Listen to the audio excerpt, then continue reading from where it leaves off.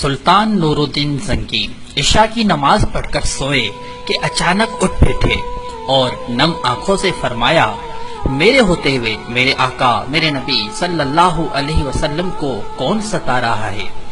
آپ اس خواب کے بارے میں سوچ رہے تھے جو مسلسل 3 دن سے انہیں آ رہا تھا، اور آج پھر چند لمحوں پہلے انہیں یہی خواب آیا جس میں سرکار دو عالم صلی اللہ علیہ وسلم نے 2 افراد کی طرف اشارہ کر کے فرمایا کہ یہ مجھے ستا رہے ہیں۔ اب سلطان کو قرار کہاں تھا؟ انہوں نے چند ساتھی اور سپاہی لے کر دمشق سے مدینہ جانے کا ارادہ فرمایا۔ اس وقت دمشق سے مدینہ کا راستہ 20 سے 25 دن کا تھا، مگر آپ نے بغیر آرام کیے یہ راستہ 16 دن میں طے کیا۔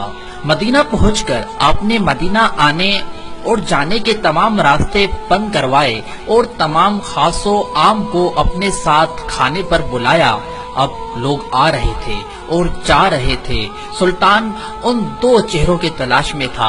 آپ ہر چہرہ دیکھتے مگر آپ کو وہ چہرے نظر نہ آئے۔ اب سلطان کو فکر لاحق ہوئی اور آپ نے مدینے کے حاکم سے فرمایا کہ کیا کوئی ایسا ہے جو اس دعوت میں شریک نہیں؟ جواب ملا کہ مدینے میں رہنے والوں میں سے تو کوئی نہیں مگر 2 مغربی زائر ہیں جو روضہ رسول کے قریب ایک مکان میں رہتے ہیں، تمام دن عبادت کرتے ہیں اور شام کو جنت البقیع میں لوگوں کو پانی پلاتے ہیں، جو عرصہ دراز سے مدینہ میں مقیم ہیں۔ سلطان نور الدین زنگی نے ان 2 شخصوں سے ملنے کی خواہش ظاہر کی۔ دونوں زائر بظاہر بہت عبادت گزار لگتے تھے۔ ان کے گھر میں تھا ہی کیا، ایک چٹائی اور 2-4 ضرورت کی اشیاء کہ یکدم جب سلطان ان کے گھر پہ گیا تو چٹائی کے نیچے کا فرش لرزتا محسوس ہوا۔ آپ نے چٹائی ہٹا کر دیکھا تو وہاں ایک سرنگ تھی۔ سلطان نے اپنے سپاہی کو سرنگ میں اترنے کا حکم دیا۔ وہ سرنگ میں داخل ہوا اور واپس آ کر بتایا کہ یہ سرنگ نبی پاک صلی اللہ تعالی علیہ وسلم کی قبر مبارک کی طرف جاتی ہے۔ یہ سن کر سلطان کے چہرے پر غیظ و غضب کی کیفیت طاری ہو گئی۔ آپ نے دونوں زائرین سے پوچھا کہ سچ بتاؤ تم کون ہو؟ حیل و حجت کے بعد انہوں نے بتایا کہ وہ نصرانی ہیں اور وہ اپنی قوم کی طرف سے تمہارے پیغمبر کے جسم اقدس کو چوری کرنے پر مامور کیے گئے ہیں۔